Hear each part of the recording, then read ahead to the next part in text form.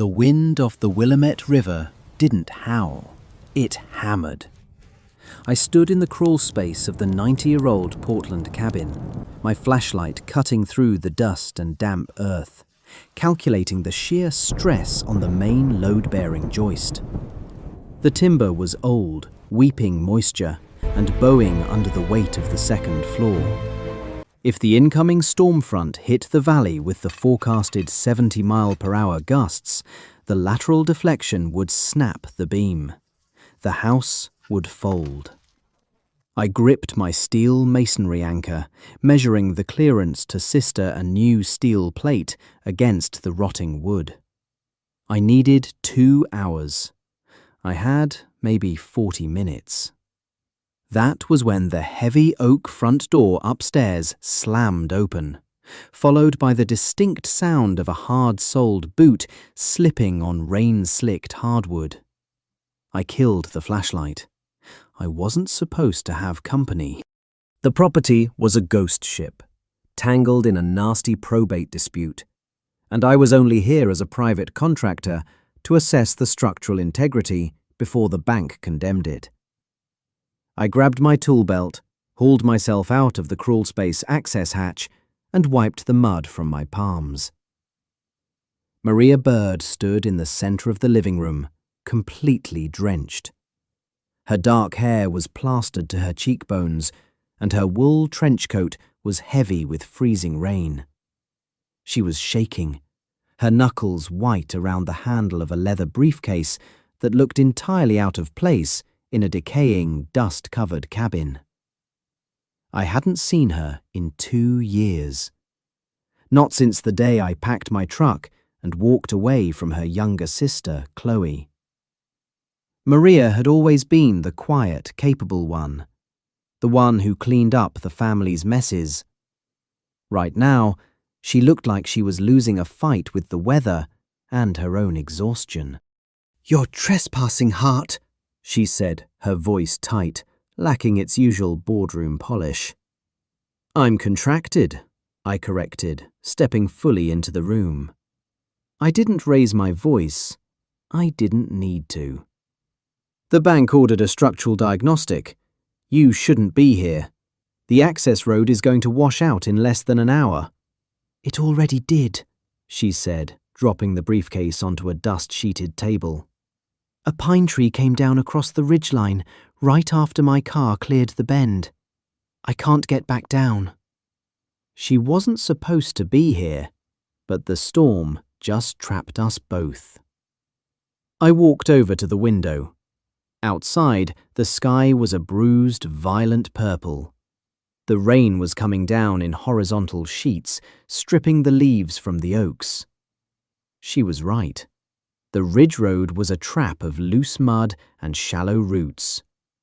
We weren't leaving tonight. "Why are you here, Maria?" I asked, turning back to her. She opened the briefcase, her hands trembling so badly the brass latches rattled. She pulled out a thick stack of legal documents. "Chloe and the developer, Henderson. They filed a motion to force a sale of this property. They claim it's a total structural loss. If I don't have a certified engineering report proving it can be saved by Friday, the judge grants the sale and Henderson bulldozes it for condos." I watched her. She was 32, fiercely independent, but the dark circles under her eyes told the story of a woman who had been carrying the weight of her family's toxicity for too long. Chloe was a chaos agent, leaving collateral damage everywhere she went. I knew that firsthand. This cabin was the only thing their late grandfather had left solely to Maria, and Chloe was trying to take it out of spite.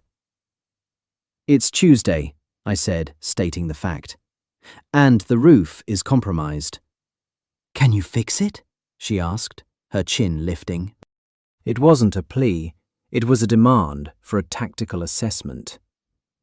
"I can stabilize it," I said, picking up my heavy canvas tool bag. "But you need to dry off before hypothermia sets in. There's dry firewood in the back room." The wind shrieked, tearing a loose shingle off the roof, and the real deadline just moved up. The house shuddered. It was a deep, resonant groan that started in the foundation and travelled up the walls. My head snapped toward the ceiling. The lateral load on the east wall was failing. "Back up," I ordered, my tone dropping an octave. Maria froze, her eyes wide.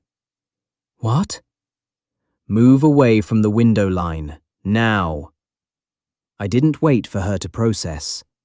I grabbed the heavy wooden dining table and dragged it across the floor, positioning it under the sagging header above the east window. The glass was vibrating in its frame. I pulled a hydraulic jack and a 4x4 post from my gear, wedging the post between the table and the failing header. I pumped the jack, the steel clicking sharply in the quiet room, applying upward pressure until the groan of the house stopped. I locked the valve. I turned around. Maria was standing exactly where I had told her to, near the interior hallway, her arms crossed over her chest, watching me. Her breathing had slowed. She wasn't looking at the ceiling. She was looking at the jack. "Temporary load transfer," I explained quietly. "It holds the weight until I can secure the sheer wall in the basement." "You didn't even hesitate," she said, her voice softer now. "Hesitation kills a structure," I said, wiping my hands on a rag. I realized then she wasn't running from the storm. She was fighting it. The lights flickered, buzzed, and died. Total darkness swallowed the cabin, followed by the heavy, oppressive silence of a dead power grid, broken only by the relentless drumming of the rain. I clicked my heavy-duty flashlight on, aiming the beam at the ceiling to diffuse the light. The temperature in the room was already dropping. "Power's gone," I stated the obvious. "It won't be back for days." I moved to the fireplace, striking a match and lighting the dry kindling I had prepped earlier that morning. The fire caught quickly, casting long, jumping shadows against the peeling wallpaper. I pulled my heavy thermal Carhartt jacket off. Maria was sitting on the edge of the ancient, dust-covered velvet couch. She was still shivering, her lips taking on a pale, dangerous hue. She was trying to hide it, holding her posture rigid, refusing to ask for help. It was the same stubborn pride that kept her tethered to a family that constantly took from her. "You need to get out of the wet coat," I said, tossing my thermal jacket onto the cushion next to her. "Put that on." She looked at the jacket, then up at me. "What about you?" "I run warm," I lied smoothly. In reality, the cabin was hovering around 40 degrees, but I was used to working in the cold. She wasn't. "Change in the bathroom. Bring your wet clothes out so we can hang them by the fire." She stood, gathering her things. When she returned 10 minutes later, she was wearing a dry pair of leggings from her bag and my oversized jacket.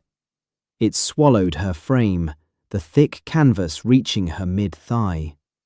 She looked small, but the tremor in her hands had stopped. I took a seat on the stone hearth, feeding another log into the flames. I kept my distance. We were locked in a small space, and the history of my exit from her sister's life hung in the air. I needed to keep the boundaries clear. "You can take the couch tonight," I said, looking at the fire, not at her. "It's closer to the heat." She pulled her knees up to her chest, burying her hands in the oversized pockets of my coat. "I joked," I said, a rare attempt at dry humor to break the tension. "You'll freeze on that couch. The springs are shot, and the draft from the floorboards is brutal." Maria looked at me, the firelight catching the gold flecks in her dark eyes. The corporate armor was entirely gone. She was just a woman, exhausted and backed into a corner. She pulled the collar of my jacket tighter around her neck and whispered, "Then keep me warm." The air in the room went completely still. The silence stretched, heavy and sudden, blocking out the sound of the rain. It wasn't a request for a distraction.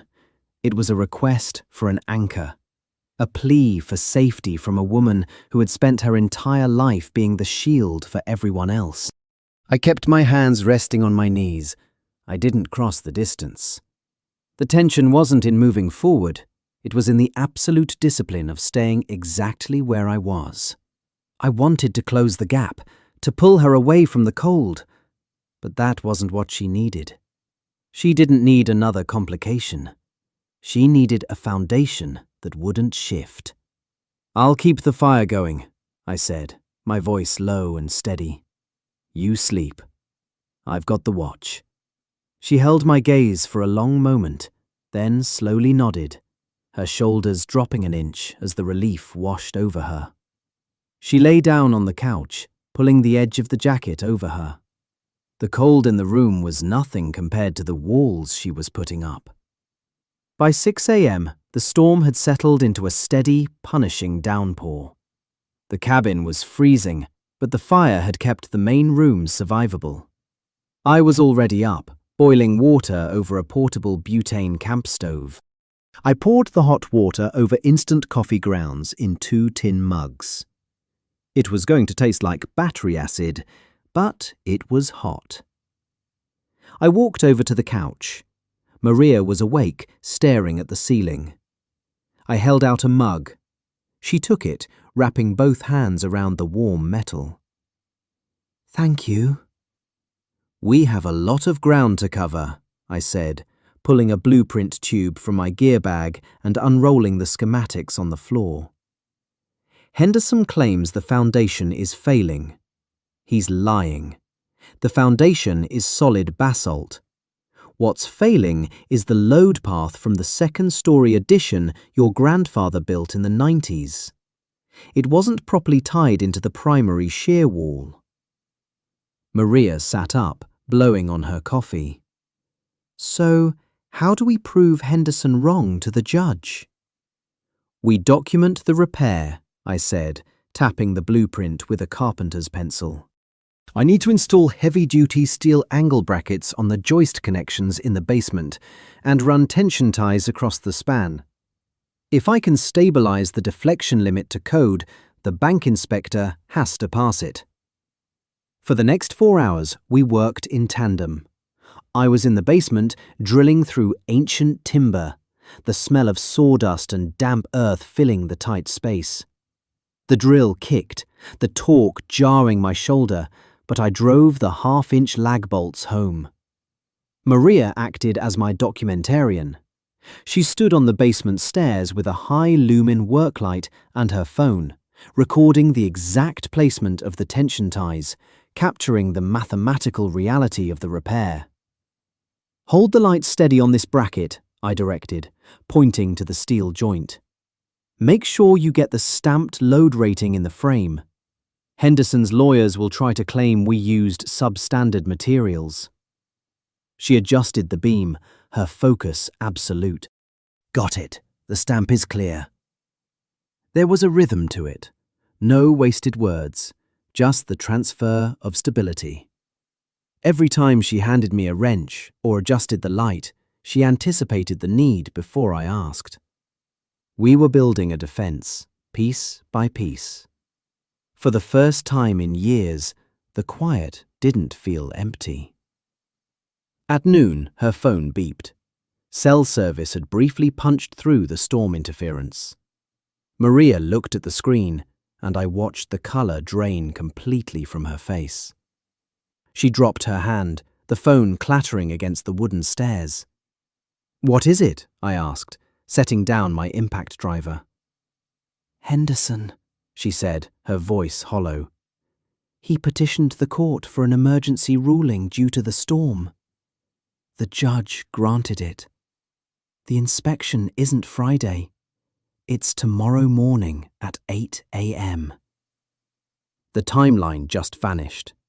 We needed another day for the adhesive anchors to cure fully. "Jackson," she whispered, the panic finally breaking through. "We aren't ready. If he brings the inspector tomorrow, he's going to condemn it. Chloe wins. She takes the only thing I have left." I looked at the support beam. The standard repair wouldn't cure in time. I needed a mechanical lock, not a chemical one. I walked over to the stairs, stopping one step below her. I didn't touch her, but I held her gaze, forcing her to look at me instead of the problem. "Breathe," I commanded quietly. "I am not going to let them take this house." I turned back to my gear, pulling out a heavy steel turnbuckle and heavy gauge wire rope. We bypassed the adhesive. I'm going to cross-brace the central pillars with a tensioned cable system. It's an industrial stabilization technique. It's over-engineered for a residential cabin, but it provides instant structural rigidity. It will pass any code inspection on Earth. Her breathing leveled out. The panic in her eyes was replaced by a sharp, clear trust. The house was finally stable, but my distance was collapsing. That evening, the tension in the cabin shifted. We were exhausted, our hands raw, but the basement was secured. We were sitting by the fire, eating cold protein bars from my truck. Her phone buzzed again. This time it rang. The caller ID glowed in the dim light. Chloe. Maria stared at it, her jaw clenching. She didn't move to answer it. I picked up the phone and hit accept, putting it on speaker and setting it on the hearth. "Maria?" Chloe's voice was sharp, laced with that familiar, artificial sweetness. "I heard about the road. Are you trapped up there? Henderson said the roof is probably caving in by now."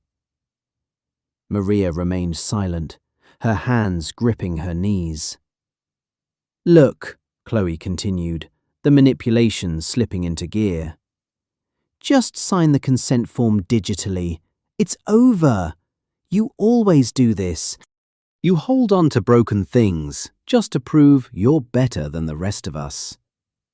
And I heard you hired Jackson. God, Maria, you know he's just using you to get back at me, right? He's a contractor. He wants a payout." I looked at Maria. She was staring at the floor, absorbing the poison. I leaned forward. "The structural integrity of the property has been restored to code, Chloe," I said, my voice flat and completely devoid of emotion. "The inspection is tomorrow at 8. Have Henderson bring his checkbook for the engineering fees. Do not call this number again." I ended the call and blocked the contact. Maria stood up abruptly, pacing toward the window. "She's right, you know. I hold on to broken things." "This house isn't broken," I said. "It just needed someone to actually do the work instead of walking away." "I meant me, Jackson." She turned around, her silhouette framed by the lightning outside. "I drag everyone into my messes. You shouldn't be here. You shouldn't have to fight my family again. I'm a liability." She reached for her bag, her movements jerky, starting to pack her dry clothes. She was preparing to run, to walk out into the storm rather than be a burden. I crossed the room in 3 strides. I didn't yell, I didn't grab her. I just stepped directly into her path, a physical barrier between her and the door. "Stop," I said, my voice low. She looked up, her eyes bright with unshed tears. "I can't let you lose your reputation because my sister wants to play games." My reputation is built on standing firm when the ground shakes, I told her, my hands staying firmly at my sides. I know exactly who your sister is, and I know exactly who you are. You aren't a liability, Maria. You're the only honest thing in this entire valley. I am here because I chose to be here. I watched the fight drain out of her. The quiet returned, heavy and grounding. I wasn't going to let a ghost dictate the reality I was standing in. By 7:30 a.m., the rain had stopped. The morning light was grey and brutal, exposing the debris scattered across the yard. At 8 a.m. sharp, a heavy SUV crawled up the cleared ridge road. Henderson stepped out, followed by the city structural inspector. Chloe was not with them. I met them on the porch. Maria stood beside me, her briefcase in hand, her posture perfect. "Mr. Hart," the inspector said, looking at the temporary jack holding the porch header. "I was told this structure was in critical failure." "You were misinformed," I replied smoothly, handing him a clipboard with my stamped engineering schematics. "The load path has been redirected and tensioned. All shear walls are mechanically locked." Henderson sneered, stepping past me. "I want to see the basement." "You can't fix a 90-year-old foundation with duct tape, Hart." We walked down into the basement. I flipped on the heavy work lights powered by my portable generator. The steel cables gleamed in the harsh light, taut and perfectly aligned. The heavy steel brackets locked the joists with mathematical precision. The inspector walked the line, checking the torque marks on the bolts, comparing them to the schematics. He pulled out a heavy plumb bob, checking the vertical alignment of the main pillar. Perfect zero. "This is industrial-grade bracing," the inspector muttered, looking at me. "It's rated for a commercial warehouse." "Is it to code?" Maria asked, her voice calm and authoritative. "It exceeds code by about 400%, Miss Bird," the inspector confirmed, signing his name at the bottom of the clearance form. "The property is structurally sound. Condemnation order is lifted." Henderson turned red. "This is absurd. The roof—" "The roof is missing 3 shingles, which I will patch this afternoon," I interrupted, stepping into Henderson's space just enough to force him to look up at me. "The legal requirements for the trust have been met. The house stays with Miss Bird. Now get off the property." Henderson glared, but the math was undeniable. He turned and walked up the stairs. When the SUV drove away, the silence of the forest returned. Maria stood on the porch, looking out over the tree line. She had won. I stood beside her, the adrenaline of the confrontation slowly fading into a quiet, heavy realization. I looked at her profile, the strength in her jaw. The urge to pull her toward me was intense, a sudden magnetic pull. But I clamped down on it. This wasn't the time. We won the house, but the real contract was still unwritten. An hour later, I was loading my heavy tool bags into the bed of my truck. The job was done. The contract was fulfilled. Maria walked down the porch steps, holding my thermal jacket. She held it out to me. "Keep it," I said, securing a strap over a toolbox. "It gets cold up here at night." "I officially fired Chloe," she said quietly. "I sent a formal legal notice severing her from the trust and the remaining estate.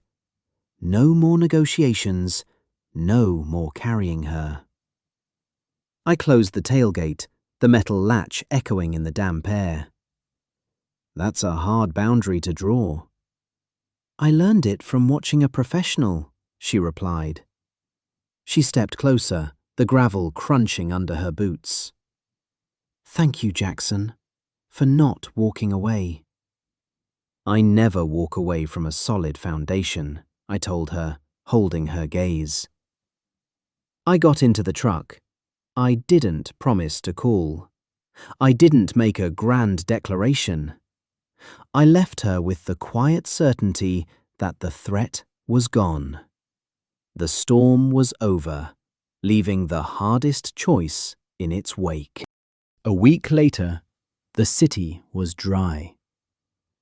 I was sitting at a corner table in a quiet coffee shop in the Pearl District, reviewing a set of commercial blueprints. The bell above the door chimed. Maria walked in. She was wearing a sharp, tailored coat, her hair pulled back, radiating a quiet, absolute authority. She spotted me, bought 2 coffees at the counter, and walked over. She set a coffee down in front of me, then placed a heavy brass key next to it.